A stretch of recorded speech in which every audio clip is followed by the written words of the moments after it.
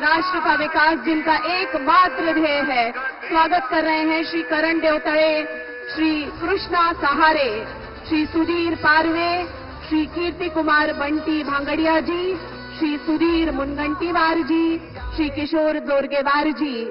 महायुति के सभी उम्मीदवारों के द्वारा माननीय प्रधानमंत्री जी का स्वागत अभिवादन किया जा रहा है।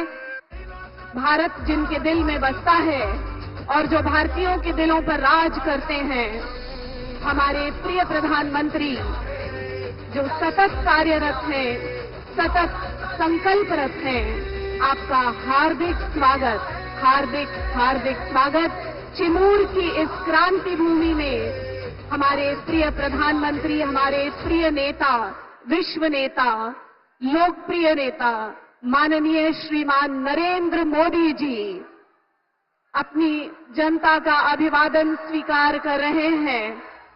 वो जनता जिसकी प्रगति के लिए वे निरंतर कार्यरत रहते हैं। हर लाडली बहन को लखपति बनाने का जिन्होंने प्रण लिया है और हर हाथ को काम देने का जिन्होंने संकल्प लिया है। देश के हर कोने में विकास की रोशनी पहुंचाने को कृत संकल्पित हमारे लोकप्रिय प्रधानमंत्री, हमारे प्रिय नेता, हमारे प्रेरणा स्रोत, हमारे मार्गदर्शक माननीय श्रीमान नरेंद्र मोदी जी। क्षेत्र की जनता की ओर से माननीय प्रधानमंत्री जी का इस मंच पर स्वागत और सम्मान करने के लिए निवेदन है। माननीय सांसद श्री प्रफुल्ल भाई पटेल और इस क्षेत्र के प्रतिनिधि श्री कीर्ति कुमार भागड़िया जी से कृपया हम सबके हृदय में बसी स्वागत भावनाएं माननीय प्रधानमंत्री जी को समर्पित करें। वो तेजस्वी नेतृत्व, वो ओजस्वी नेतृत्व जिस पर हम सबको गर्व है, जो हम सबके लिए प्रेरणा देते हैं, हमारे प्रिय प्रधानमंत्री जी। आपका बहुत बहुत स्वागत। आणि यानंतर मी आता कर्तबगार नेते, प्रगल्भ व्यक्तिमत्वाचे धनी माननीय खासदार प्रफुल्लभाई पटेल यांना विनंती करते की त्यांनी स्वागतपर भाषण करावे।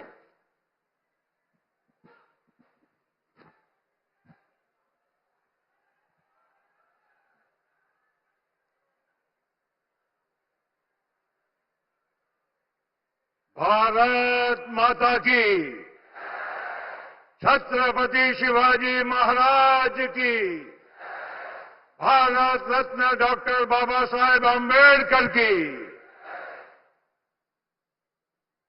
आज आपल्या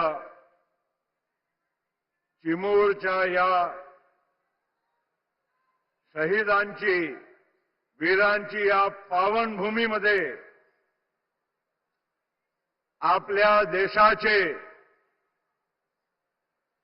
नव्हे पण विश्वाचे सर्वात लोकप्रिय नेते, विश्वगुरू ज्यांना आपण सगळे म्हणतो, जग मानतो, असे आपल्या भारताचे यशस्वी आणि लाडके पंतप्रधान आदरणीय श्री नरेंद्र मोदीजी या कार्यक्रमामध्ये उपस्थित आपले या जिल्ह्याचे नेते सुधीरभाऊ मुनगंटीवार, माजी खासदार रामदासजी तडस, आपल्या सगळ्यांच्या आदरणीय शोभाताई फडणवीस, डॉक्टर रमेश गजबेजी आणि ज्यांच्या करिता आज या सभेचे आयोजन केलं आहे, तसे या चिमूर भागाचे लोकप्रिय तरुण तरफदार आमदार कीर्ति कुमार बंटी भांगड़िया, सर्व आलेले बाकीचे आपले उमेदवार, नेते आणि समोर बसलेले सर्व माझे बंधू, माझी लाडकी बहीण, तसेच माता भगिनी, तरुण मित्रांनो, आज आपला या पूर्व विदर्भामध्ये आदरणीय पंतप्रधानांचं आगमन झालं आहे। या चंद्रपूर, गडचिरोली, गोंदिया, भंडारा आणि नागपूर जिल्ह्याच्या परिसरामध्ये मध्यस्थ ठिकाण म्हणून आज चिचलीपूर येथे सभा होत आहे. आणि मला या गोष्टीचा आनंद आहे की तिसऱ्यांदा या देशाच्या लोकांनी आदरणीय पंतप्रधान नरेंद्र मोदीजींना यशस्वी रीतीनं परत भारताचा पंतप्रधान बनवला आहे. थोडा आपला वाटा थोडा या यशामध्ये कमी राहिलेला आहे. त्यासाठी आपल्याला थोडा चिंतन करण्याची गरज आहे. मागील लोकसभेच्या वेळेस आपल्या पूर्व विदर्भामध्ये एक चुकीचा फेक नॅरेटिव्ह अतिशय जोरदार चालवलं. आरक्षण देशाचा समाप्त होणार आहे, संविधान बदलणार आहे आणि यामुळे त्याचा एक वेगळा परिणाम आपल्याला बघायला मिळाला. मित्रांनो, मोदी साहेब वारंवार सांगत आहे ते स्वतः एक गरिबीतून वर आलेले आणि पंतप्रधानपर्यंतच्या परिस्थिती पोहोचलेले व्यक्ती आहे आणि त्या माणसाला गरिबांची, सामान्य लोकांची चिंता आहे, खंत आहे. आणि त्यामुळे अशा माणसांनी या भारताच्या संविधानाला अधिक मजबूत करण्याचं काम केलं आहे. प्रत्येक वर्गाचा, गोरगरीब असो, आदिवासी असो, दलित असो, शेतकरी असो, तरुण असो, प्रत्येकाला या देशाच्या प्रगतीच्या या वाटचालमध्ये स्थान देण्याचं काम केलं आहे. आणि म्हणून मित्रांनो, आज तुम्ही बघा, देशामध्ये आज अर्थव्यवस्था 5व्या क्रमांकाची विश्वामध्ये झाली. उद्या त्याला आपण तिसरी सर्वात मोठी अर्थशक्ती बनणार आहोत. हे आपल्या पंतप्रधानांच्या हे कार्याचा हे परिणाम आहे. आणि म्हणून मित्रांनो, आज आपला या पूर्व विदर्भामध्ये माझ्या पूर्वीचे वक्ते सांगत होते, शेतकऱ्यांचे प्रश्न आहे. शेतकऱ्यांना सोयाबीन, कापसाचा योग्य भाव मिळाला पाहिजे. परवाच्या संकल्पपत्रामध्ये या एमएसपीच्या वर 20% भाव देण्याचं काम या आमच्या महायुतीच्या सरकार आपल्याला करून देणार आहे. ही आपल्या सगळ्या लोकांना सांगू इच्छितो. म्हणजे आज सोयाबीनचे 48 असेल ते उद्या 6000 मिळेल. बाकीच्या सगळ्या तुम्हाला पिकाचा, आज धान पिकवणारा शेतकरी या भागामध्ये आहे, पूर्व विदर्भामध्ये. मागच्या वर्षी आमच्या सरकारने 20,000 रुपये हेक्टरी प्रमाणे बोनस तुम्हाला देण्याचं काम हे सुद्धा केलं आहे. हे अतिशय महत्वाचं काम आहे. मित्रांनो, अशा परिस्थितीमध्ये आज जर आपला पूर्व विदर्भाचा विचार केला, चंद्रपूर जिल्ह्यामध्ये कोळसा आहे, इथे पेपर मिल आहे, पॉवर प्लांट किती आहे, सिमेंटचे प्लांट किती आहे. येणाऱ्या काळामध्ये गडचिरोली जिल्ह्यामध्ये तिथे लोखंडाची, आयर्न ओरची सर्वात उत्तम माइन्स मिळालेली आहे आणि तिथे सुद्धा येणाऱ्या काळामध्ये एक मोठा तिथे मॅन्युफॅक्चरिंग स्टील आणि आयर्नचा असा मोठा हब बनणार आहे. हे सगळं करत असताना आज आपला नागपूर, तिथे मिहान आहे, बाकीचे अनेक उद्योगधंदे येणार आहे. हे सगळं प्रगतीचे चिन्ह आहे. आमच्या लाडकी बहिणीला आज आम्ही 1500 रुपयाची देण्याची सुरुवात केली. अनेक लोकांच्या पोटदुखी झाली, सांगायला लागले पैसे कुठे आहे, पैसे कुठे आहे. हा योजना फक्त निवडणुकीपुरती आहे. अरे, आम्ही तुम्हाला आश्वस्त करू इच्छितो की या 1500चे 2100 रुपये होण्यामध्ये जास्त वेळ लागणार नाही आणि त्याच्या पलीकडे सुद्धा 2500 असेल, 3000 असेल, हे अशी तुम्हाला या योजनेचा लाभ मिळत राहणार आहे. आणि म्हणून मी अधिक न बोलता, कारण पंतप्रधानाला ऐकायला आपण सगळे आलेले आहोत, पण मी एक नक्की सांगतो, आज भारतीय जनता पार्टी, शिवसेना, राष्ट्रवादी काँग्रेस पक्ष, रिपा, पिरिपा अशी आमची या महायुतीमध्ये आम्ही सर्वांना समावेशक करून आम्ही सामोर जात आहोत. आणि त्यामुळे मित्रांनो, आज जे काही परिस्थिती आज अख्खा विदर्भ आणि महाराष्ट्रामध्ये दिसत आहे, ते लोकसभेच्या वेळी जे आम्ही चूक केली ते परत आम्ही होऊ देणार नाही, असा आमच्या या महाराष्ट्राच्या जनतेने संकल्पना केली आहे. आणि त्यामुळे मित्रांनो, आपल्या सगळ्यांना मी विनंती करायला उभा आहे, एक सर्व पक्षांच्या वतीनं महायुतीचा एक घटक म्हणून उभा आहे की आज आपले पंतप्रधान त्यांना आपण ऐका आणि त्यांचं जे उद्बोधन आहे त्याप्रमाणे आपण महायुतीच्या सर्व आमच्या उमेदवार जे आहे त्यांना भरभराटीचा आशीर्वाद द्यावा. एवढाच बोलतो, थांबतो. जय हिंद, जय महाराष्ट्र. धन्यवाद.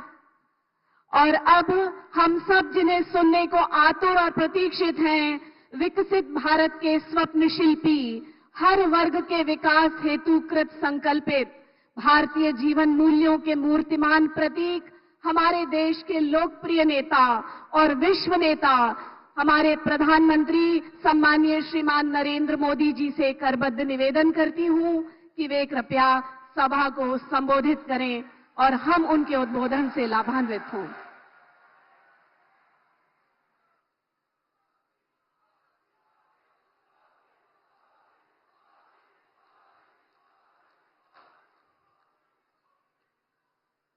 जय भवानी, जय भवानी, जय माता महाकाली, जय सेवालाल, जय बिरसा. आपल्या सर्वांना माझा नमस्कार.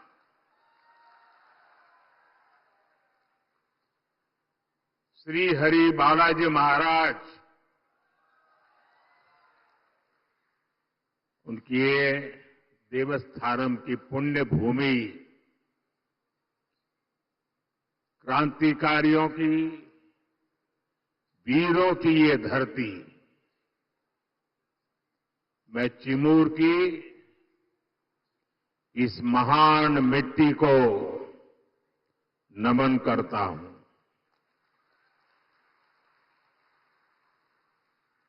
इस भूमि के गोंड सरदार वीर बाबूराव पुल्लेसूर शेळमाके को मैं नमन करता हूं. साथियों, महाराष्ट्र में चुनाव के क्या नतीजे आने वाले हैं, ये आप लोगों ने आज ही दिखा दिया है.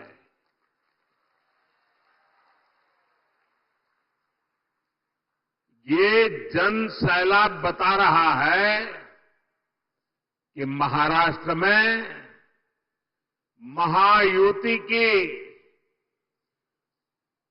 भारी बहुमत की सरकार बनने जा रही है.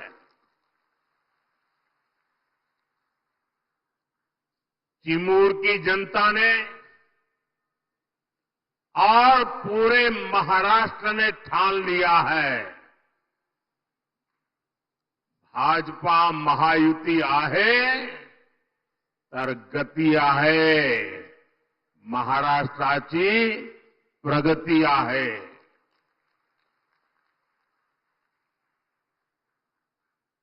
साथियों, मैंने सालों तक संगठन में कार्यकर्ता के रूप में काम किया है और इस प्रकार का कार्यक्रम ऑर्गेनाइज करने में लोहे के चने चबाने पड़ते हैं, इसका मुझे पूरा अंदाज है. और उसमें भी 12-1 बजे ऐसा कार्यक्रम करना, मैं गुजरात में तो नहीं कर सकता था. आपने क्या कमाल कर दिया है जी.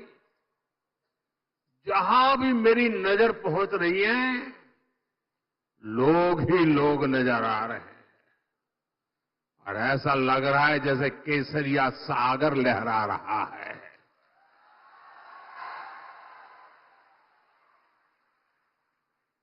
साथियों, मैं आज महाराष्ट्र भाजपा को भी बधाई दूंगा, जिसने बहुत ही शानदार संकल्प पत्र जारी किया है। ये संकल्प पत्र में लाड़की बहनों के लिए, हमारे किसान भाई बहनों के लिए, देश की युवा शक्ति के लिए, महाराष्ट्र के विकास के लिए एक से बढ़कर एक शानदार संकल्प लिए गए हैं। एआई यूनिवर्सिटी की बात हो, वाटर ग्रिड प्रोजेक्ट हो, हर घर से पाइप से पानी हो, देहात में पक्का घर हो, डिजिटल कनेक्टिविटी को बढ़ाना हो, इसमें महाराष्ट्र के भविष्य को उज्जवल बनाने के लिए बहुत सारी योजनाएं और संकल्प की प्रस्तुति है। मैं महाराष्ट्र के आप सभी लोगों को इस संकल्प पत्र के लिए बहुत बहुत बधाई देता हूं। ये संकल्प पत्र अगले 5 साल के लिए महाराष्ट्र के विकास की गारंटी बनेगा। साथियों, महायुति के साथ साथ केंद्र में एनडीए की सरकार यानी महाराष्ट्र में डबल इंजन की सरकार, यानी विकास की डबल रफ्तार। महाराष्ट्र के लोगों ने पिछले 2.5 वर्षों में विकास की इस डबल रफ्तार को देखा है। आज महाराष्ट्र देश का वो राज्य है जहां सबसे ज्यादा विदेशी निवेश हो रहा है। फॉरेन डायरेक्ट इन्वेस्टमेंट, यहां नए एयरपोर्ट बन रहे हैं, नए एक्सप्रेस वेज बन रहे हैं।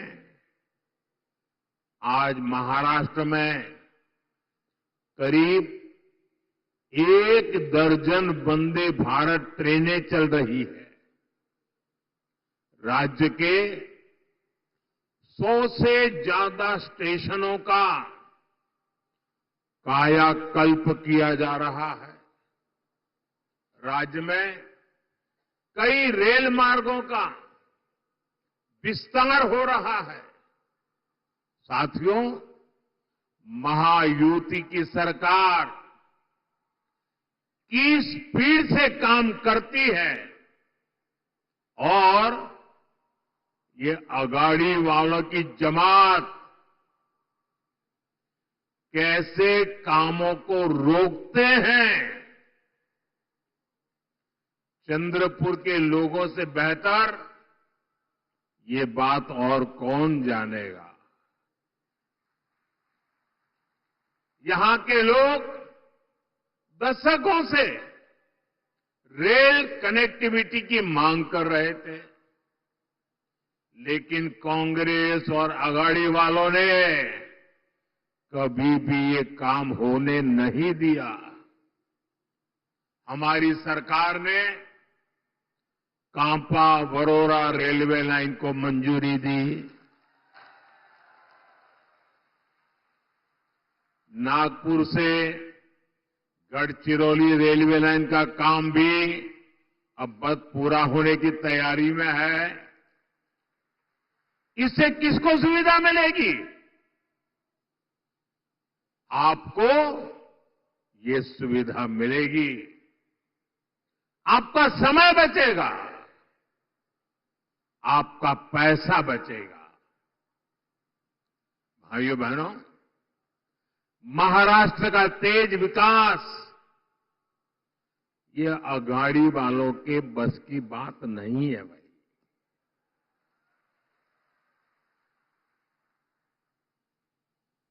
अघाड़ी वालों ने केवल विकास पर ब्रेक लगाने में पीएचडी कर दी है। कामों को अटकाना, लटकाना और भटकाना, ये कांग्रेस वाले तो इसमें डबल पीएचडी है, एक्सपर्ट है। 2.5 साल में इन्होंने मेट्रो से लेकर वाढवण पोर्ट और समृद्धि महामार्ग तक हर विकास परियोजनाओं को रोकने का काम किया।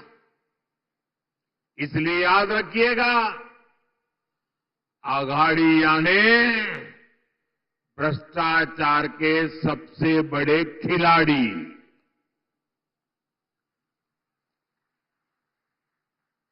ये अघाड़िया ने खिलाड़ी, आप इन्हें दोबारा लूट का लाइसेंस मिलने देंगे क्या? जरा पूरी ताकत से बताइए, मिलने देंगे क्या? लूट करने देंगे क्या? खजाना भरने देंगे क्या? साथियों, मैं आपसे पूछना चाहता हूं, जरा पूरी ताकत से जवाब दीजिए। आप महाराष्ट्र की प्रगति पर ब्रेक लगने देंगे क्या? साथियों, कांग्रेस और उसके साथी दल हिंसा और अलगाववाद पर राजनीतिक रोटियां सेकते हैं। अभी कुछ ही दिन पहले जम्मू कश्मीर की विधानसभा में क्या हुआ, पूरे देश ने देखा है। आपने भी टीवी में देखा होगा, अखबारों में पढ़ा होगा, सोशल मीडिया में आया होगा। ये हमारा जम्मू एंड कश्मीर दशकों तक अलगाववाद और आतंकवाद में जलता रहा। महाराष्ट्र के मेरे कितने ही वीर जवान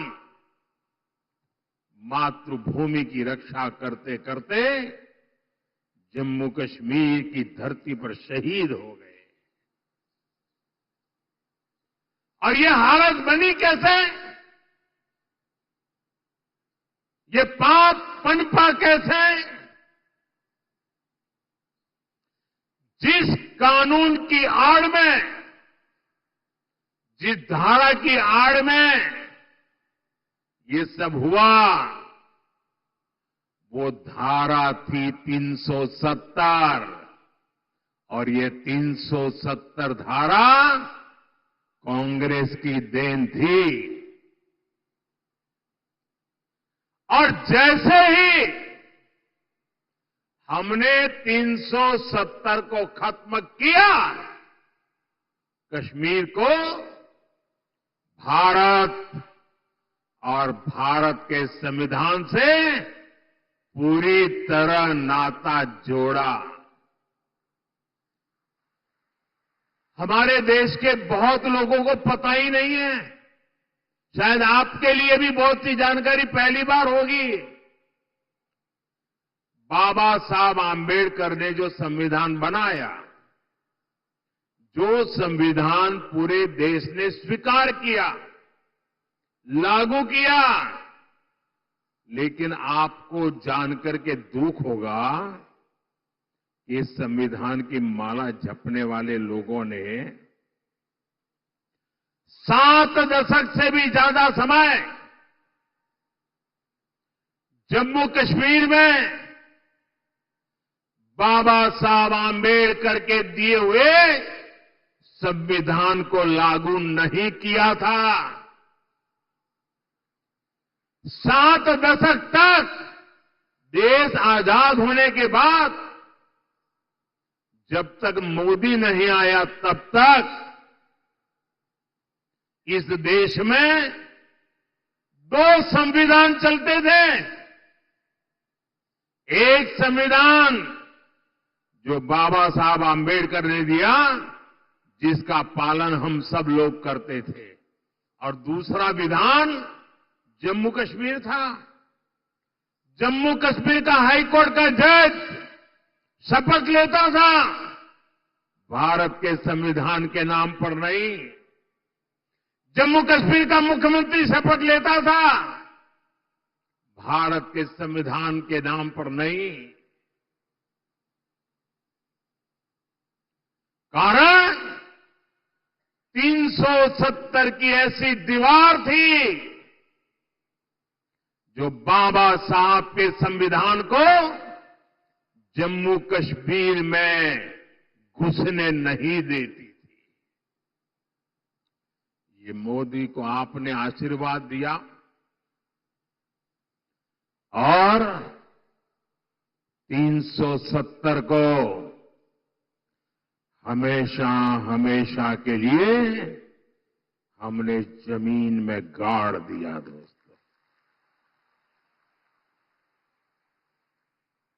लेकिन कांग्रेस वालों को, उनके साथियों को ये बात पच नहीं रही है और इसलिए कांग्रेस और उसके साथी कश्मीर में फिर से धारा 370 वापस लाकर के लागू करने का प्रस्ताव सदन में लाए हैं,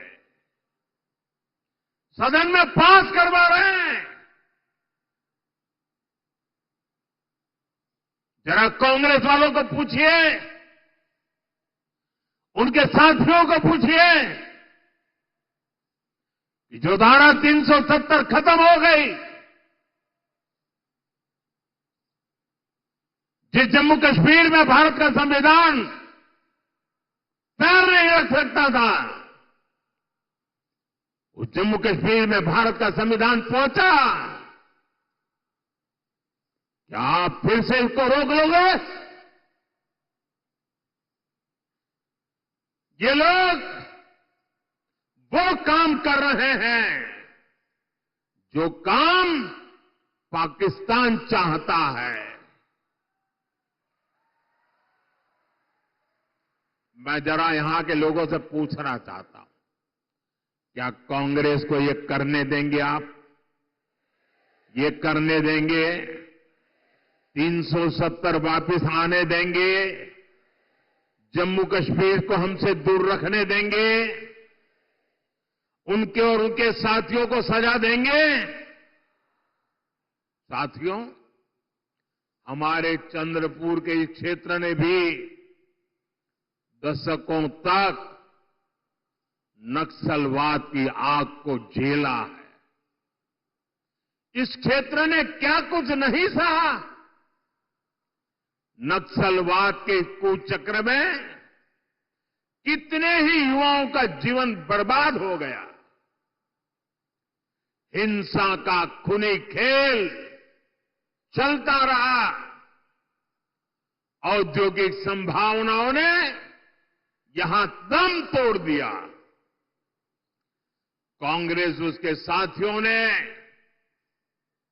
आपको सिर्फ और सिर्फ खूनी खेल दिए हैं। ये हमारी सरकार है जिसने नक्सलवाद पर लगाम लगाई है।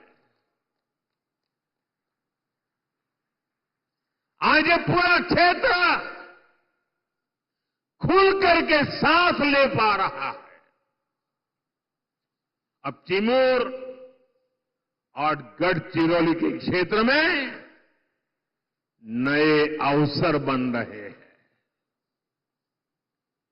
इस क्षेत्र में नक्सलवाद फिर से ना हावी हो जाए, इसके लिए आपको कांग्रेस और उसके साथियों को यहां फटकने भी नहीं देना है। मेरी बात मानोगे ना? जरा जोर से बताइए, मानोगे ना? साथियों, बीजेपी और महायुति सरकार हमारा जो सबका साथ सबका विकास का मंत्र है, उसी को लेकर के हम काम कर रहे हैं।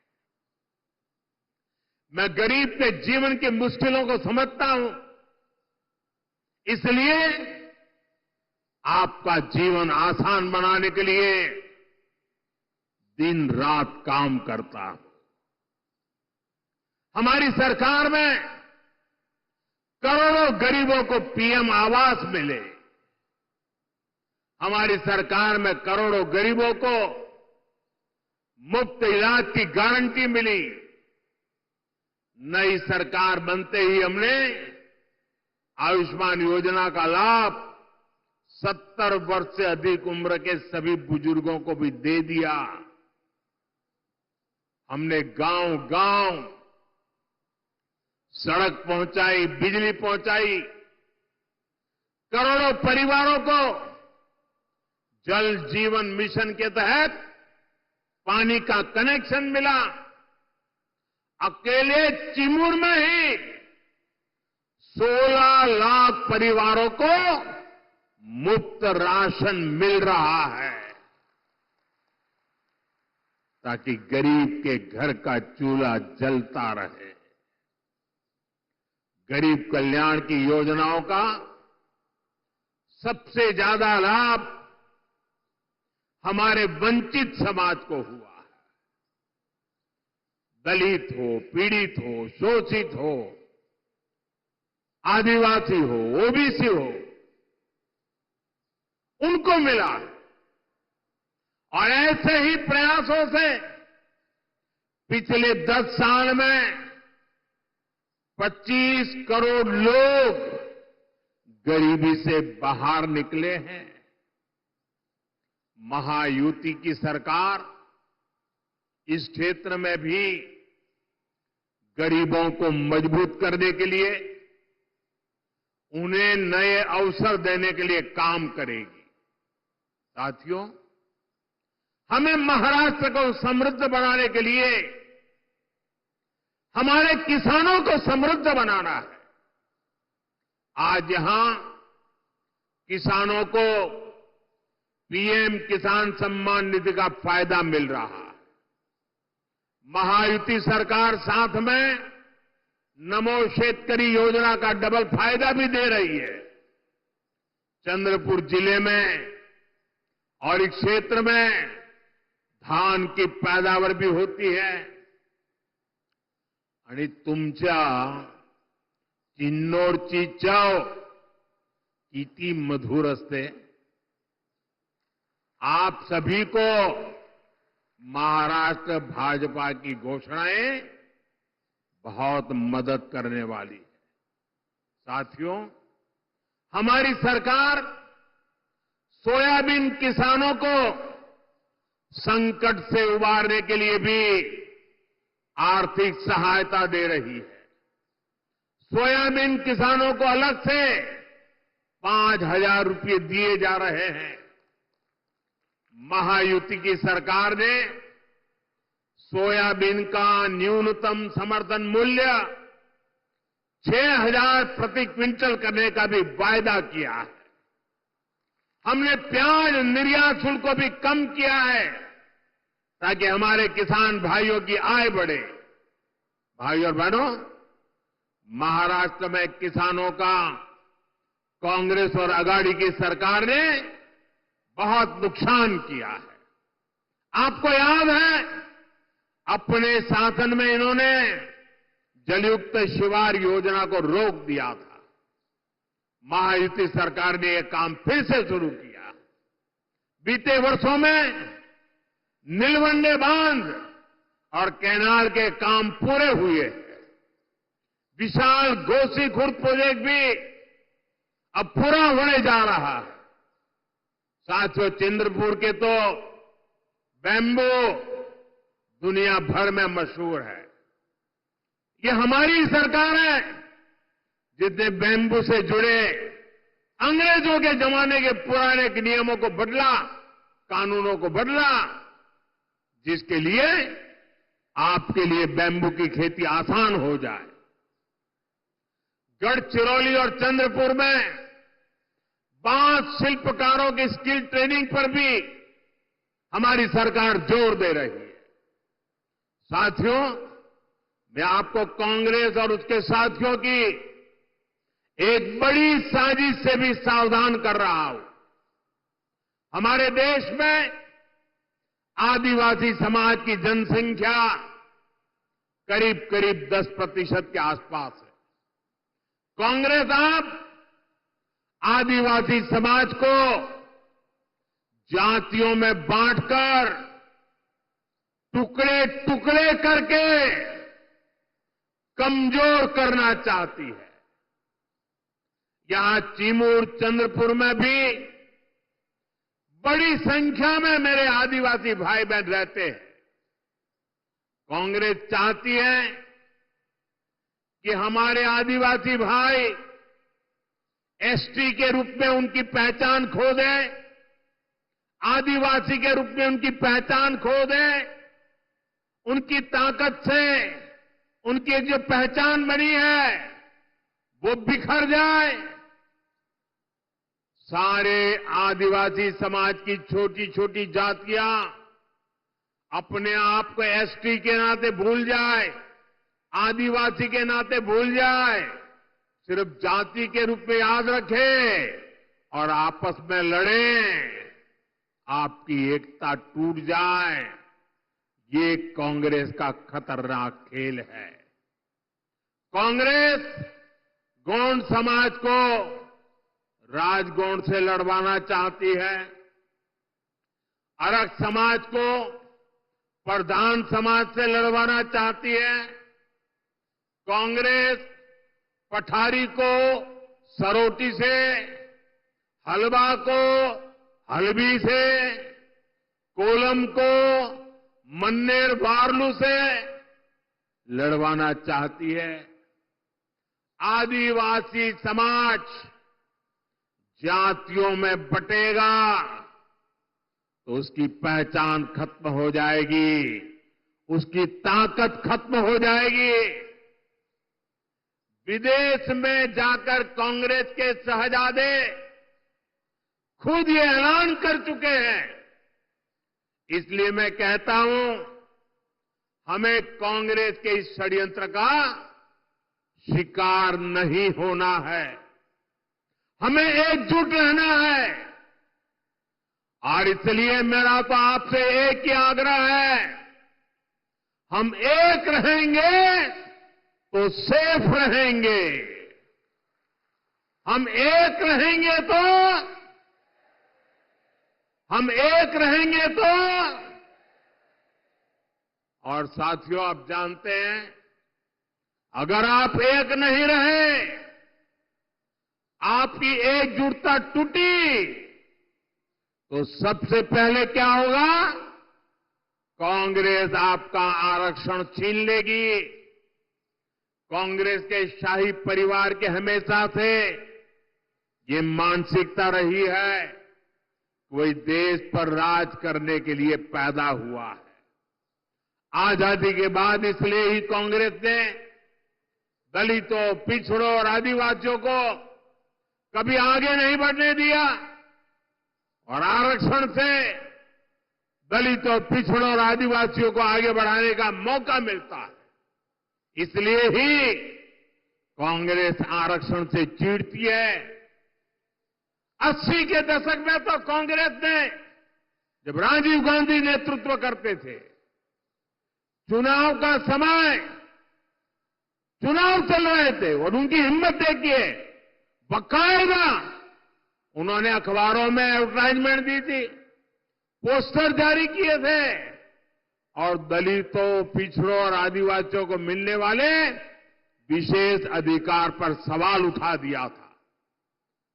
अगर आप सोशल मीडिया खोजोगे तो ये सब मिलेगा। और मैं तो यहां के पत्रकारों से आग्रह करता हूं कि जरा 84 की एडवर्टाइजमेंट खोल करके निकाल के दिखाइए इन लोगों को, कैसा पाप किया इन लोगों ने। कांग्रेस तब दबंगों की भाषा बोल रही थी। कांग्रेस ने तो तब भी एक तरह से कह दिया था कि आरक्षण की कोई जरूरत नहीं है। ऐसा कांग्रेस वाले बोलने की हिम्मत करते थे। आज भी कांग्रेस दबंगों की भाषा बोल रही है कि दलितों, पिछड़ों, आदिवासियों का आरक्षण खत्म कर देंगे। इसलिए आपको कांग्रेस और उसके साथियों से सतर्क रहना है। साथियों, हमें चंद्रपुर और महाराष्ट्र के विकास अभियान को और तेजी से आगे बढ़ाने की जरूरत है। ये काम केवल और केवल महायुति सरकार ही करेगी। मेरी अपील है, आप महायुति के उम्मीदवारों को भारी बहुमत से जिताइए। और साथियों, इतना बड़ा जनसैलाब इस बात की गारंटी बन जाता है कि यहां सबकी सब सीटें आप जिताने वाले हो। आप सभी इतनी बड़ी तादाद में हम सबको आशीर्वाद देने के लिए आए। मैं फिर से एक बार आप सभी का हृदय से बहुत बहुत धन्यवाद करता हूं। पूरी ताकत से मेरे साथ बोलिए, भारत माता की। दोनों हाथ ऊपर करके पूरी ताकत से बोलिए, भारत माता की, भारत माता की, भारत माता की, भारत माता की। बहुत बहुत धन्यवाद।